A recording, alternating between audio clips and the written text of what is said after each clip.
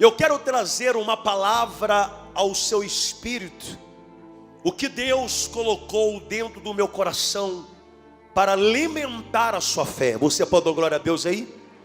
Está lá no livro de Marcos, capítulo de número 5, versículo de número 36. Dá glória a Deus para Jesus aí. Diga assim comigo: prega junto com o pregador. Toda a igreja, vamos lá? Para entrar dentro de você, 1, 2, 3 e... Está escrito assim: e Jesus, tendo ouvido essas palavras, disse ao principal da sinagoga: não temas. O que ele disse? Ele disse para quem? Para o principal da sinagoga. O que ele disse para o principal da sinagoga? O que ele disse, crente? Não temas, crê somente. Então repita comigo: não temas, crê somente. Bem forte, 1, 2, 3 e... mais uma vez. Levanta a sua cabeça. A Bíblia diz que Jesus, Ele sempre curou, sempre vai curar e sempre vai realizar obras maravilhosas, manifestando o sobrenatural na vida daquele que crer. Na vida daquele que crê. Eu costumo dizer: milagre não é para quem precisa. Milagre é para quem? Milagre é para quem? Neste texto que nós acabamos de ler, eu fiz questão de ler só um versículo, mas depois você lê na sua casa o capítulo de número 5 todinho do livro de Marcos. A Bíblia vai relatar que Jesus está a caminho, em viagem pelo mar da Galileia. Jesus estava, olha para cá, Jesus estava em Decápolis. Lembra que ele curou aquele moço possesso de uma legião de demônios, o gadareno? E Jesus sai da cidade de Decápolis, a caminho, em viagem até a cidade de Cafarnaum. A Bíblia diz que quando Jesus, ele coloca os seus pés na beira da praia em Cafarnaum, a Bíblia diz que ali já havia uma grande multidão. Havia uma grande com expressão corporal. Havia ali o quê? A Bíblia diz que Jesus, muito prestativo, muito educado, começa a conversar com algumas pessoas. E diz a Bíblia que estava surgindo por perto um homem. Quem era este homem? A Bíblia diz que ele era o chefe da sinagoga.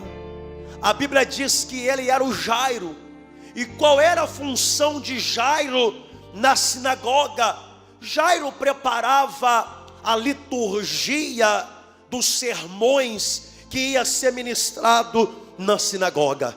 Jairo era conhecido, Jairo era importante. Todo mundo via Jairo não como uma pessoa comum, mas como uma pessoa importante. Você sabe que quando uma pessoa ela é importante, quando uma pessoa ela é conhecida, tudo que acontece, se é de bom, se é de ruim, todos por perto, até os de longe, ficam sabendo. É ou não é verdade? E a Bíblia diz que Jairo, ele tinha um problema grave dentro da sua casa. A sua filha, que tinha 12 anos de idade, foi desenganada pela medicina. E a sua filha, terrivelmente, estava muito ruim. Ele levanta bem cedo, ele coloca, quem sabe, a estola sacerdotal, se prepara para os seus afazeres. E ele levanta bem cedo, percebe que a sua filha não estava nada bem. Diz a Bíblia, diz o texto sagrado, que Jairo então vai a caminho da cidade. Jairo percebe que havia uma grande multidão. Jairo se aproxima daquele povo. Jairo se aproxima aonde Jesus falava com as pessoas. E a Bíblia diz que Jairo, ele chega próximo de Jesus e falou assim: Senhor, a minha filha está enferma, doente em casa, está prestes à beira da morte.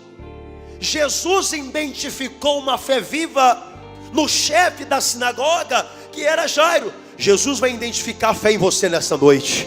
Quando Ele identificar a fé em você nessa noite, meu irmão, nada vai te segurar. Um milagre vai descer sobre a tua vida. E a Bíblia diz então que Jesus, Ele disse assim: Jairo, eu vou na sua casa. O que que Jesus disse para Jairo? Vamos lá, igreja. O que que Jesus disse para Jairo? Não, você não está entendendo nada. Jairo está no passado. Jesus está dizendo nessa noite: eu vou na sua casa. Não, você não está entendendo. Jesus está dizendo: eu vou na sua casa. Ei, Jesus está dizendo, não é o preto velho, a pombagira, o tranca-rua, é Jesus: eu vou na sua casa. Quem é que crê que Jesus vai na tua casa nessa noite? Joga as suas mãos para cima, bata palmas e dá glória. Assenta aí. Eu fico imaginando que Jairo se alegra. E a Bíblia diz então que Jairo foi meio que caminhando na frente para mostrar o caminho. A Bíblia diz que no caminho havia uma mulher, a mulher do fluxo de sangue, que no meio da multidão toca na orla do manto das vestes de Jesus, e ela rouba aquela cena todinha para ela. Por quê, pastor? Porque a Bíblia diz que quando ela toca na orla das vestes de Jesus, Jesus dá um grito: alguém me tocou. Alguém me tocou. Aí Pedro, não é a minha palavra, Pedro disse assim: mestre, olha para a multidão, todos te oprimem, todos te apertam, todos estão te tocando. Jesus disse: não, Pedro, alguém me tocou diferente. Eu senti que de mim saiu virtude. Deus te trouxe aqui.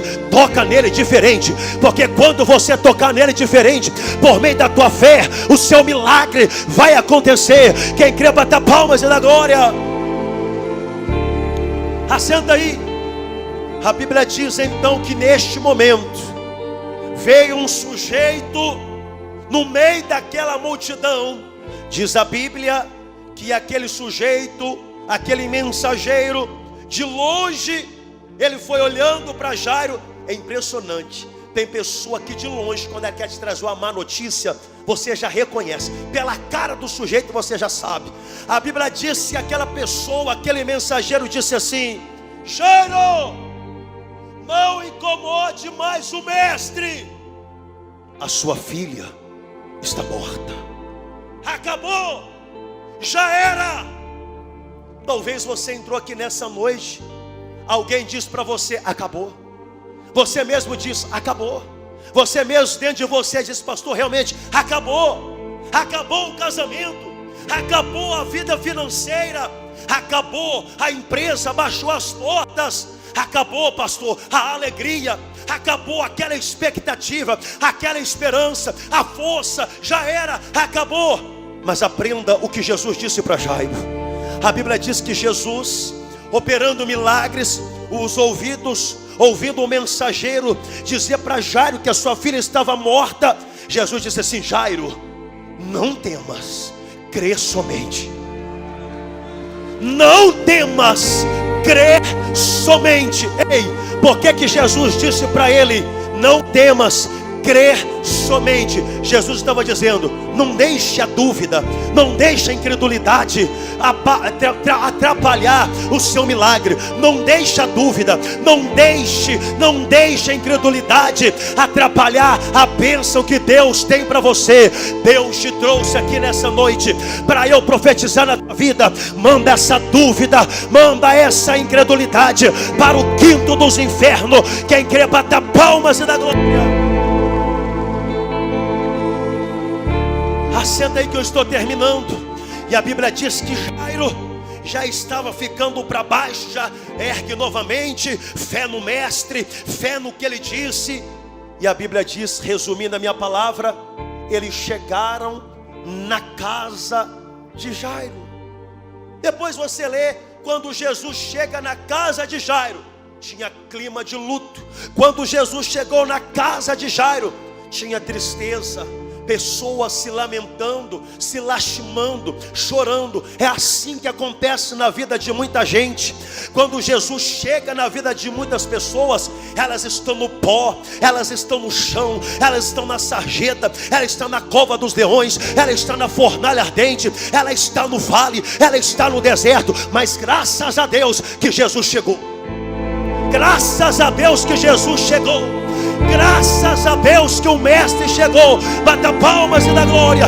Ele vai chegar na tua vida, Ele vai chegar na tua história, Ele vai chegar no teu caminho. Bata palmas e glorifica Ele. Assenta aí. E quando Jesus foi entrando, começaram a rir dele. Está escrito lá. Eu li no livro sagrado, depois você lê. Começaram a rir dele. Por quê? Porque a menina já estava morta no segundo andar, no quarto de cima. Jesus então, ele entrou no meio dos incrédulos, e Jesus olhou somente para aqueles que tinham uma fé viva nele. Não, você não entendeu. Jesus olhou para aquele que tinha uma fé viva nele, pastor Emilson. Jesus, ele olhou para Pedro, Tiago e João. Essas três pessoas. Aí eu fiquei pensando, por que Jesus chamou primeiramente Pedro, Tiago e João? Aí eu lembrei, as três pessoas da Santíssima Trindade: Pai, Filho e Espírito Santo. A Bíblia diz que quando eles estavam caminhando para subir para o quarto, Jesus falou assim: vem cá também a mãe, e vem aqui também o pai. Então era quantas pessoas? Quantas pessoas? Não, prega comigo. Quantas pessoas? Quando chega no quarto, tinha quantas pessoas? Não, 6. Jesus também estava presente. Mas aí eu fui prestar atenção. Pastor Emilson chegou perto de mim e falou: pastor, você sabia que no quarto tinha 7? Eu falei: é mesmo, rapaz? É. Como assim? A menina também contava. Então tinha 7. 7 é o número da perfeição de Deus. Em 7 dias Ele criou todas as 6 dias Ele criou todas as coisas, mas no 7º dia Ele descansou. A Bíblia diz que tinha 7 pessoas naquele quarto. Resumindo, Jesus ressuscita aquela criança de 12 anos. A quem é que estava morto ressuscitou. Quem dormia acordou. Aquele que estava morto ressuscitou. Quem estava dormindo acordou. Quem quer dar glória a Deus para Jesus?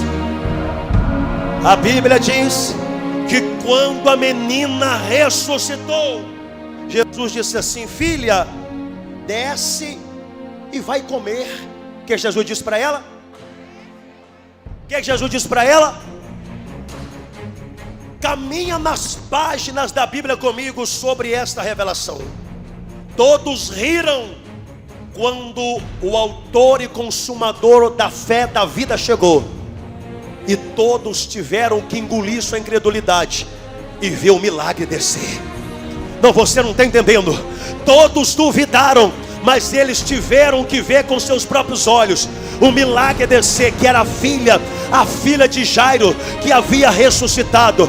Todos aqueles que foram incrédulos, que viram teu sofrimento, que viram a sua luta, que viram e não acreditaram em você, não confiaram em você, vão ver milagre descer na tua vida, vão ver milagre descer na tua história, vão ver milagre chegar na tua vida. Quem crê, bata palmas e dá glória.